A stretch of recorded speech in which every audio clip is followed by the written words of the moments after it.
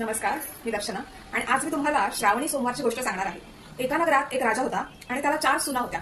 त्यातली जी 4 नंबरची होती ती त्याची नावडती सून होती, म्हणून तो तिच्यासाठी फाटके तुटके वस्त्र, पुष्कळ शिळपाक खायला द्यायचा तिला आणि राहायला गुरांच्या गोठ्यात ठेवायचा आणि तिला गुरंढोरं चारायला घेऊन जायला लावायचा। एके दिवशी काय झालं, ती जेव्हा गुरं राखायला गेली असता तिला देवकन्या आणि नागकन्या हातात असं मस्त पूजेचं ताट घेऊन कुठेतरी जाताना दिसल्या, म्हणून तिने त्यांना थांबवलं आणि विचारलं, तुम्ही दोघी कुठेवर चाललाय?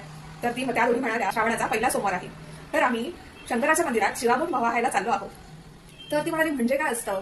तर त्या दोघी म्हणाल्या, श्रावणाच्या दर सोमवारी शंकराच्या पिंडीवरती शिवामूठ व्हायची असते आणि शंकराकडे प्रार्थना करायची असते। असं हे व्रत 5 वर्ष करायचं असतं, त्याच्यामुळे खूप फायदा होतो।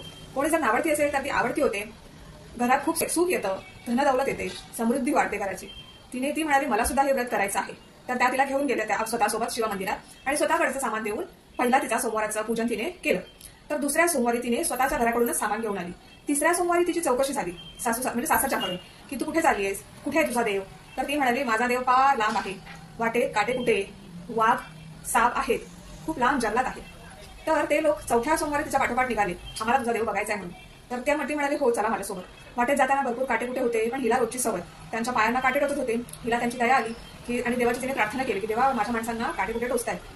तर मंदिरात जाण्याचा रस्ता तर चांगला झालाच, पण मंदिर सुद्धा असं स्वर्णजडित हिरेजडित खांबांचं झालं आणि राजाला पण त्या नावडतीची दया आली। तो म्हणाला, किती त्रास झेलते, गुरं राखताना तिला किती त्रास होतो, तिच्या पायाला काटे कुठे टोचतात, फार जंगलात तिला यावं लागतं, वाघ असतात वाटेत, साप असतात, त्या सगळ्यांपासून तिला किती त्रास होत असेल।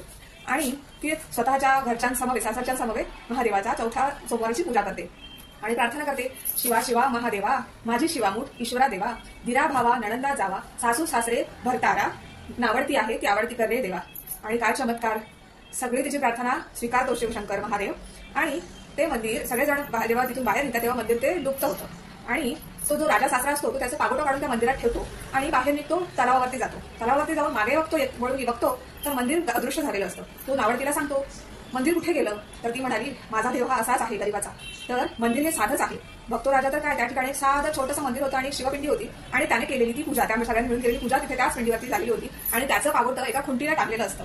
तर तो ते पागोटं घेतो आणि नावडतीला म्हणतो, तुझ्यामुळे आज मला माझा देव भेटला, खरंच मी धन्य झालो, तू माझी आजपासून सगळ्यात आवडती सून, असं म्हणून तो तिला सोन्या हिऱ्याने जळवून सोन्याच्या पालखीत घालून घरी राजवाड्यावरती घेऊन येतो। तर ही आहे श्रावणी सोमवारची कथा। तुम्हाला कशी वाटली नक्की सांगा। आणि अजून एक माझ्याकडे कथा आहे, तुम्हाला जर ही आवडल्यास मी नेक्स्ट सोमवारी ती पण कथा तुम्हाला सांगेन। तर श्रावणी सोमवाराचं व्रत केल्यास पहिल्या सोमवारी तांदूळ, दुसऱ्या सोमवारी तीळ, तिसऱ्या सोमवारी मूग, चौथ्या सोमवारी जवस आणि 5वा सोमवार आलास तर सातू वाहिली जातात। हे मी मला तुम्हाला सांगायचं आणि हे व्रत 5 वर्ष करायचं असतं, त्याचा खूप फायदा होतो। घरात सगळीकडे सुखदायी वातावरण निर्माण होतं, सगळ्या मनोकामना इच्छा आकांक्षा पूर्ण होतात आणि आपल्या भरताराला दीर्घायुष्य लागतं। धन्यवाद।